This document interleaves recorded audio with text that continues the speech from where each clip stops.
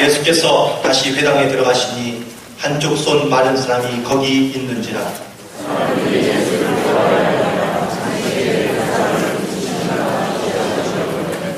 예수께서 손 마른 사람에게 이르시되 한 가운데에 일어서라 하시고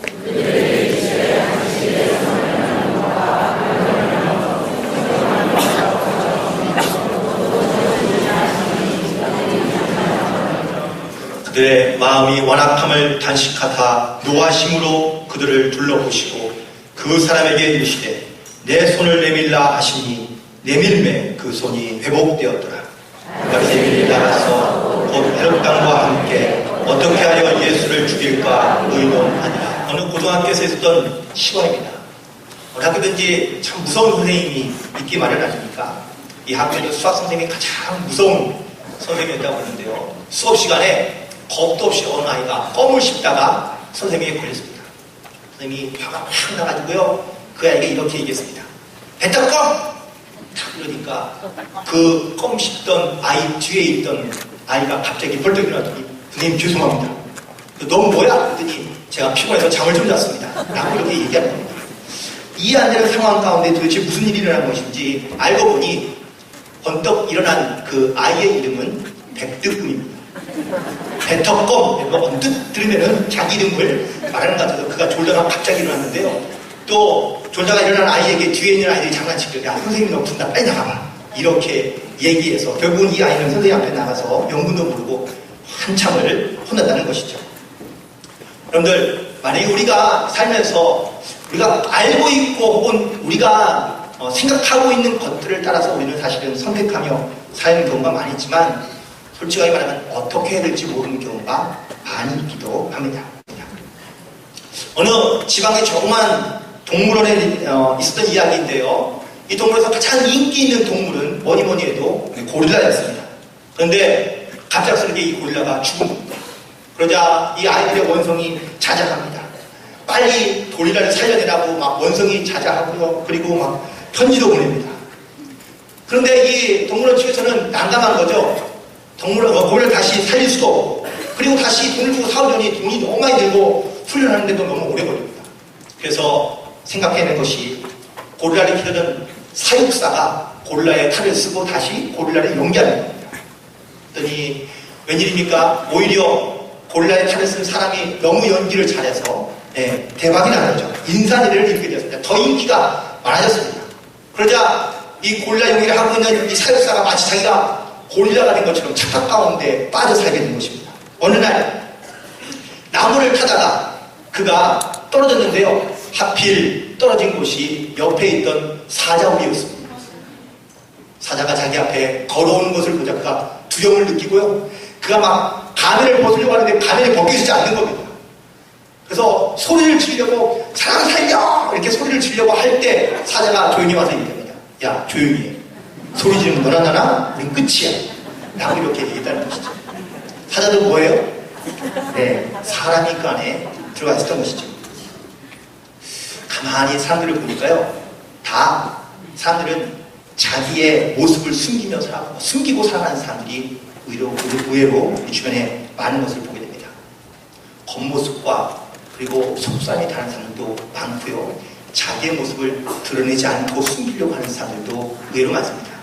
왜 자기의 모습을 감추고 숨기려고 하는 것일까? 교회에서의 모습과 혹은 직장에서의 모습 여러분 어떻습니까? 똑같은가요? 아니면 많이 다른가요? 가정에서의 모습과 밖에서의 모습은 어떻습니까? 여러분들 똑같다고 생각하십니까? 아니면 많이 다르다고 생각하십니까? 사람들은요 지금 이 세상을 혹은 많은 사람들에 대해서 이렇게 얘기합니다. 믿을 만한 사람이 없다. 또 믿지 못할 세상 가운데 살고 있다. 왜 그럴까요? 그만큼 안에서와 밖에서의 모습이 다르고 겉모습과 속마음이 다르기 때문이 아니겠습니까? 우리가 함께 신앙생활하고 또한 교회에 나와서 예배를 드리지만 교회에 오래 다니는 것이 사실은 중요한 것은 아닌 것 같습니다. 더 신앙생활을 오래 하고 혹은 우리 가운데 하나님을 아는 믿음이 만약에 터졌다면 우리는 말씀과 성령으로 사실은 더 정직해져야 되고 또 허물과 약점들은 점점점 작아지고 없어져서 지금 우리 가운데 아름다운 모습으로 변화되어 있어야 되는데, 교회를 다니지만 교회 안에서는 거룩한 것 같은데 세상만 나가면, 교회 밖에만 나가면 세상 사람과 전혀 구별되지 않는 삶을 살고 있는 우리들, 혹은 안과 밖이 너무 달라서 다른 사람들이 믿는 자를 믿지 못할 사람으로 말하고 있는 것은 아닌지, 우리의 삶의 모습과 현장에서 사실은 우리가 누구를 믿느냐라는 것도 중요하지만, 우리가 묻는 중요한 질문 중에 하나는 바로 어떻게 믿고 있느냐라는 것이 우리 가운데 중요한 질문 중에 하나가 아닌가라고 생각합니다. 삶은요, 연기가 아닙니다. 겉으로 우리가 마치 연기하는 연기자처럼 그렇게 멋있게, 이쁘게, 아름답게 연기한다고 내 삶이 연기처럼 그렇게 내가 보여지는 것처럼 사는 것은 아니라는 것이죠. 찬양을 부르면서 예배 가운데 혹시 뜨거운 눈물을 흘린 적이 계십니까? 가슴이 뜨거워지는 것을 느끼고 계십니까? 말씀 중에 나에게 주신 말씀을 혹시 깨닫는 말씀이 갖고 계십니까? 그 말씀을 내가 들었고 알았고 혹은 내 가슴 가운데 느꼈지만, 하지만 내 삶에는 전혀 변화가 나타나지 않는다면, 마치 우리의 신앙은 겉은 그렇게 경건한 것 같은데 우리의 속은 악하고 강팍해져서 더 이상 그리스도의 눈으로 보지 못하는 그런 영적으로 추락된 삶을 살고 있는 것이 아닌지, 믿음의 좋은 가면을 쓰고 있지만 그 안에는 감추어진 비밀이 있는 것은 아닌지 진실하게 다시 한번 돌아봐야 될 것 같습니다. 창세기 32장에요, 야곱의 이야기가 등장하고 있습니다. 근데 그가 하나님께 기도하면서 고민하는 것은 어떻게 할까요? 하는 고민이었습니다. 뭘 어떻게 하냐고요? 야곱이 집을 떠나서 사실은 오랫동안 타향에 살아서 살게 되었습니다. 그 집을 떠나게 된 이유도 사실은 야곱의 이름처럼 속이는 삶을 살았기 때문입니다. 그는 형에게 돌아올 때쯤 잘 냄새를 풍겨서 아름다운 맛있는 팥죽을 끓여서 형의 장자권을 속여서 뺏어왔고, 또 아버지의 축복 기도를 받을 때에도 그가 스스로 형이라고 속여서 아버지에게 축복 기도를 받았던 사람입니다. 그의 이름처럼 그는 속이는 자로 살아갔던 것이죠. 그가 세상 가운데는 성공적으로 살았습니다. 하지만 그가 고향에 돌아갈 때는 염려와 불안이 큽니다. 내가 형을 만나면 과연 어떻게 할까? 형은 지금 나를 저버려고 나를 쫓아오고 있다고 하는데, 야곱은 두려운 마음 가운데 먼저 형에게 보낼 재물을 다 먼저 보냅니다. 자식을 앞세우고 그리고 아내를 앞세우고 자기는요 맨 뒤에 숨어서 어떻게 하면 좋을까라고 그는 고민하며 고민하고 있습니다. 이 와중에 천사를 만나고요, 천사와 씨름을 하게 됩니다. 밤새도록 씨름합니다. 그러자 그가 천사를 붙잡고 놓아주지 않자 천사가 그를 이렇게 얘기합니다. 너의 이름은 앞으로 야곱이라 부르지 않고 이스라엘로 부르겠다. 아니 너와 함께 하신다라는 뜻이죠. 여러분들 혹시 이름이 바뀌면 그 사람의 생각과 삶과 마음이 다 바뀝니까? 이름이 바뀐다고 그냥 모든 것이 다 바뀌는 사람은 흔치 않습니다. 야곱은 그 인생 가운데 가장 중요한 순간을 맞이하게 된 것입니다. 그는 야곱에서 이스라엘로 변하면서, 이전에는 그가 속이는 자였지만 그가 이제 하나님의 백성으로 하나님의 축복을 누리며 살아가는 것으로 기뻐하지 않고 그 축복을 나눌 줄 알며 또는 축복하는 사람으로 변화되었다는 사실입니다. 이 삶에 우리는 어떻게 하면 좋을지를 우리는 고민하고 고민하는 경우가 너무나 많습니다. 과연 그때 나는 어떻게 변화되고 나는 어떻게 달라질 것인가를 생각해 보시고, 여러분들 그 안에서 하나님의 영광을 바라보며 나아갈 수 있는 저와 여러분이 되기를 주님으로 간절히 축원합니다. 오늘 본문에서 몇 사람의 그룹들이 등장하는데 그 그룹들을 좀 나누어서 생각해 보고자 합니다. 먼저 첫 번째는요, 손마른 자입니다. 그는 정말로 진실한 사람이었다고 말할 수 있습니다. 비록 그는 육신의 질병을 가지고 있습니다. 하지만 이 질병 때문에 그가 죄인 취급받고 있다는 것이죠. 겉으로 드러나는 모습 때문에. 손 마른 병은요, 근육이 마르는 병을 말하고 있고 또 무력증이라고 말하기도 합니다. 의학이 발달한 현대에서도 이 병의 원인을 찾지 못하고 있고요. 병의 원인을 찾지 못하니 치유법도 없습니다. 결국은 불치병이라는 얘기죠. 지금도 이러한데 과거에는 뭐 더하겠죠. 그런데 옛날 우리의 관습과 생각, 특별히 이스라엘의 관습에는요, 불치병이란 죄를 많이 지은 사람들이 갖는 병이라고 생각하기 쉬웠습니다. 그리고 그렇게 인정해 줬습니다. 그래서 불치병을 알고 있는 사람들은 절대로 일반 사람들과 어울릴 수 없습니다. 왜요? 더러운 사람이니까요. 그래서 그는 구별되게 다른 사람들과 피해 있어야만 됩니다. 그의 병 때문에 그는 죄인이라고 취급을 하고, 그리고 그는 죄인의 삶을 살고 있는 것을 보게 됩니다. 누가복음 5장 20절에서 예수님께서요, 한 중풍병자의 병을 고치실 때에 예수님께서 그의 병을 먼저 고치지 아니하시고 이렇게 말씀하셨습니다. 내 죄사함을 받았느니라. 병을 고치는 것이 옳은데 왜 죄를 먼저 용서해 주시는 건가요? 그래서 바로 죄가 먼저 용서함 받아야지만 바로 그 질병에서 자유함을 얻을 수 있기 때문에 그렇습니다. 많은 사람들의 생각과 관습으로부터 자유함을 얻을 수 있기 때문에 그의 죄를 먼저 용서해 주신 겁니다.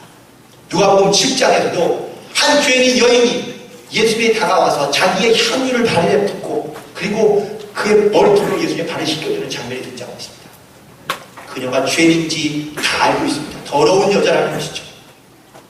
예수님께서 이 여인에게도 똑같은 말씀하십니다. 내 죄사함을 받았느니라. 비록 육신적으로는 그들은 질병을 갖고 있고 죄인의 모습이었습니다. 하지만 그의 마음까지도 질병과 혹은 죄인의 모습일까요? 오늘 본문에서 보니까 속 마른 사람은요, 다른 사람들의 생각과 관습과 인식에 대해서, 의식에 대해서 굴하지 아니하고 그는 안식이 회당을 찾았다고 말씀해 주고 있습니다. 죄인인 그가 안식일에 회당에 나타난 이유는 무엇일까요? 그거야 뻔하지. 말씀을 듣기 위해서입니다.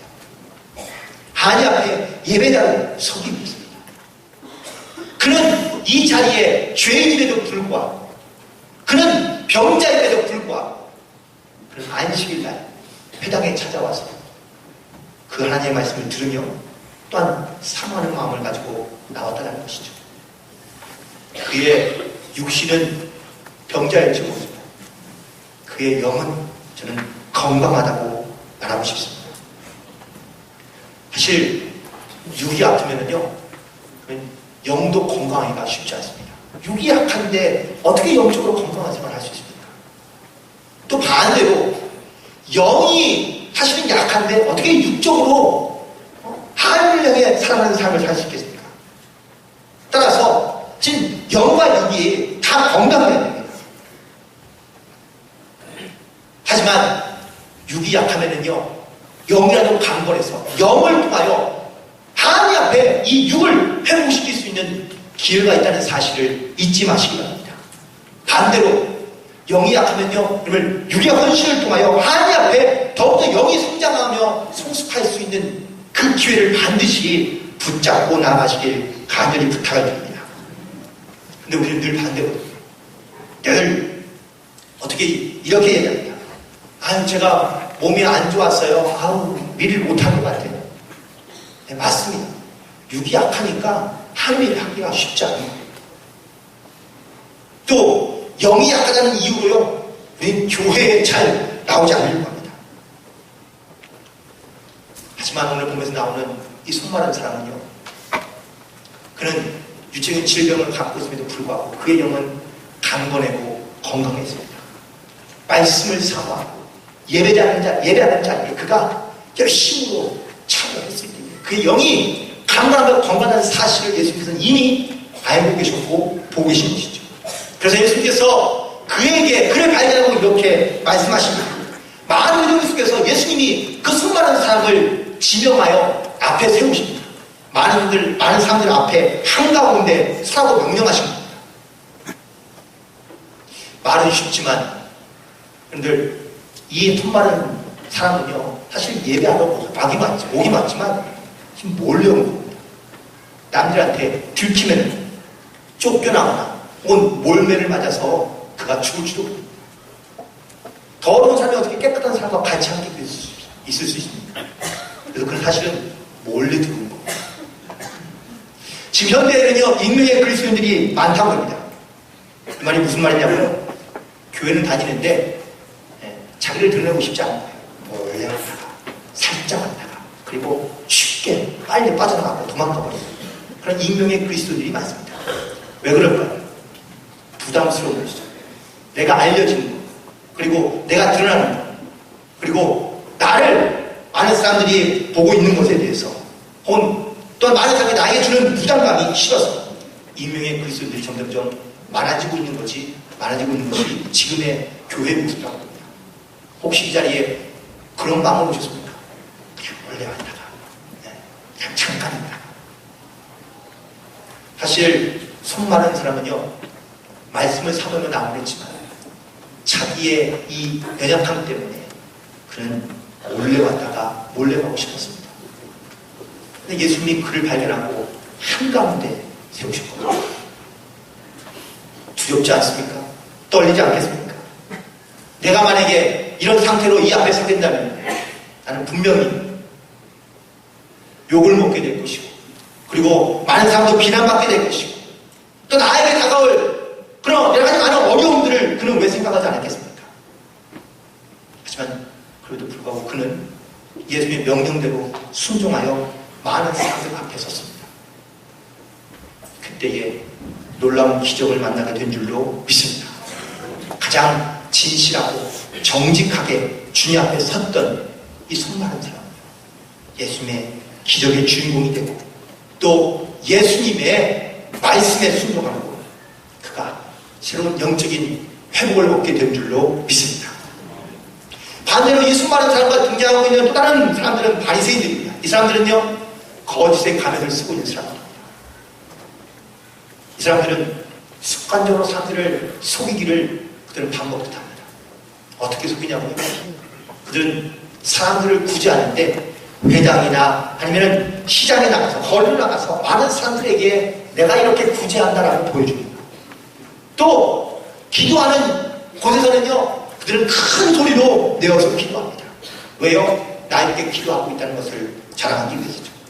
금식할 때는요, 그들은 자기의 몸을 초췌하게 만들고 그리고 얼굴을 찡그리며 내가 스스로 금식하고 있다, 내가 이렇게 경건하고 거룩한 삶을 살고 있다고 그들은 자랑합니다. 그런데 그들의 겉모습과 속마음은 너무 다릅니다. 예수님 그것을 비판하셨고 질책하셨습니다. 거룩한 척하는, 외식하는 자들아, 그리고 그들 향해 독사의 자식들이라고 예수님이 말씀하십니다. 겉으로만 거룩한 척하는 것, 겉으로만 온전한 척하는 것, 주님은 우리의 중심을 보시고 알고 계시는 줄로 믿습니다. 어느 목회자 세미나에 가서 들은 고백인데요, 어느 목사님이 가장 힘든 것 중에 하나가 새벽 기도 때 끝까지 자리를 지키고 있는 것이 가장 힘들어요. 이유는요, 교인들이 갈 때까지 그래도 목사님이니까 자리를 지킨다는 사명감 때문에, 그 체면 때문에, 그래서 새벽 기도 시간에 자리를 지키고 있다라는 거예요. 그게 솔직한 고백이기도 합니다. 그런데 혹시 여러분의 주신 직분 때문에 혹시 겉으로만 여러분 혹시 잘하는 척하고 계시려고 합니까?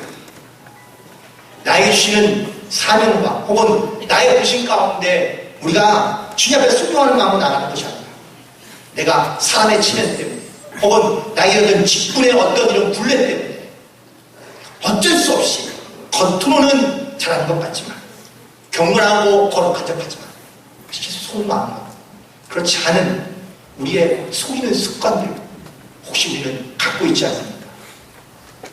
바리새인들은요, 속이는 습관만 갖고 있는 것이 아니라 마음이 아주 완악했다고 오늘 본문에서는 말해주고 있습니다. 돕는 자로 서 있는 것이 아니라 다른 사람을 괴롭히며 해하는 자로 서 있다는 것이죠.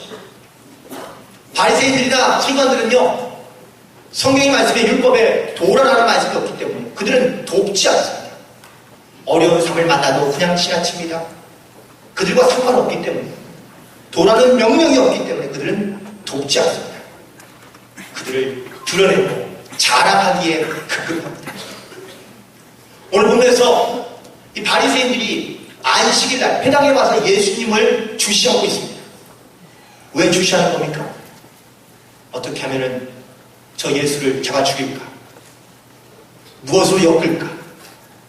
저 사람의 잘못은 무엇인가? 저 사람의 잘못된 행동은 무엇인가 하는 것을 그들은 찾기 위해서 안식일날 회당에 모인다는 겁니다.